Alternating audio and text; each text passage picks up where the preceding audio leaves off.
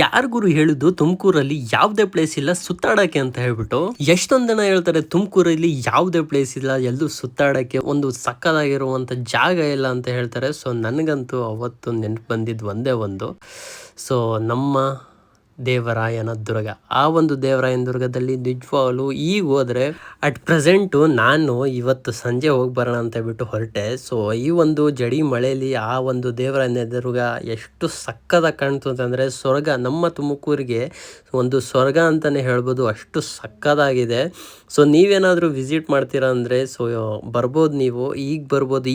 ಈ ಟೈಮಲ್ಲಿ ಬಂದರೆ ಒಂದು ಆ ಮಳೆಗೆ ಜರ್ಕಿನ್ ಹಾಕ್ಕೊಂಡು ಬೈಕಲ್ಲಿ ಹೋಗ್ತಾ ಇದ್ರೆ ಎಷ್ಟು ಸಕ್ಕದಾಗಿ ಕಾಣ್ತದೆ ಅಂದರೆ ನಿಜವಾಗ್ಲೂ ಆಸಮ್ ಅನ್ಕೊಳ್ಳಿ.